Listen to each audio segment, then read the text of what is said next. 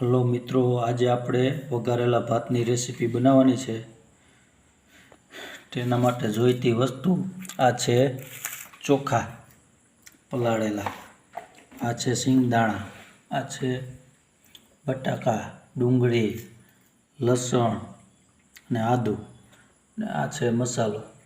તો ચાલો આપણે રેસીપી ચાલુ કરીએ।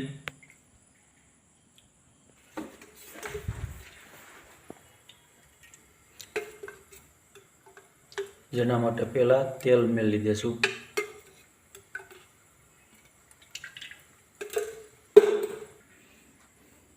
સિંગદાણા, માંડવી દાણા, તેલ આવી જાય મરચું, રાઈ જીરું નાખી દેશું।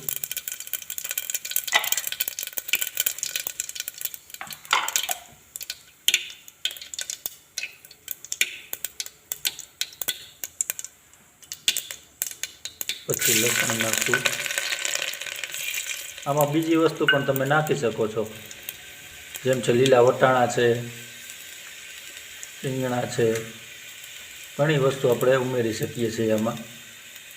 હવે હળદરની ચમચી આપણે ભરી માપ પ્રમાણે નાખી દઈશું। હવે આલુ અને ડુંગળી મિક્સ કરીને ચોળવી લઈશું અને સારી રીતે મિક્સ કરી લઈશું।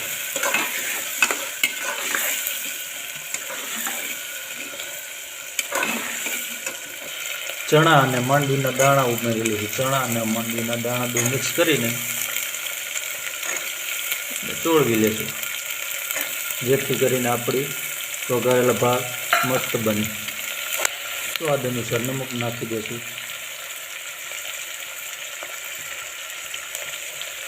થોડીક હળદર ઉમેરી દઈશું। હવે તેમાં ચટણી આપણે મરચું, લાલ મરચું ઉમેરી દઈશું। જેટલા તમારે તીખા મોળા ખાતા હોય એ પ્રમાણે મિક્સ કરી લેવાનું।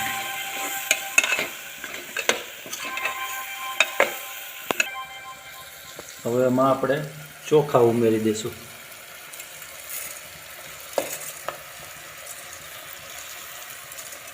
જેટલી ક્વોન્ટિટીમાં આપણે બનાવ્યું હોય એટલી મિક્સ કરી ભાત પછી મિક્સ કરી લેશું।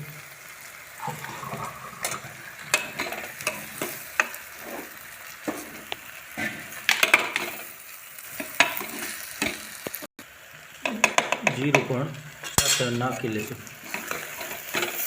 ત્યારબાદ આ થોડુંક ચડી જાય પછી પાણી મિક્સ કરી લેશું એમાં, જેથી કરીને આપણો ચાવલ ને બધું મિક્સ થઈ શકે, મસ્ત થઈ જાય। હવે પાણી આપણે મિક્સ કરી લઈશું મસ્ત જોઈ પ્રમાણે।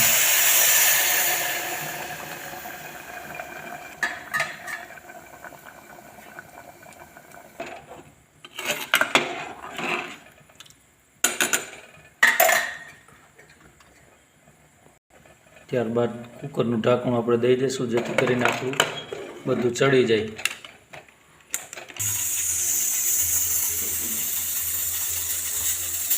આ છે અમારું કિચન, ગાયન પૂર્ણા।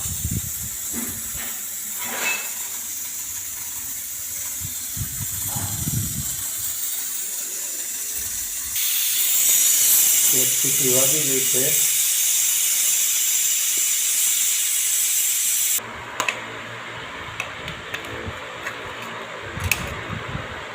આપણા ભાત તૈયાર થઈ ગયા છે, વઘારેલા ભાત।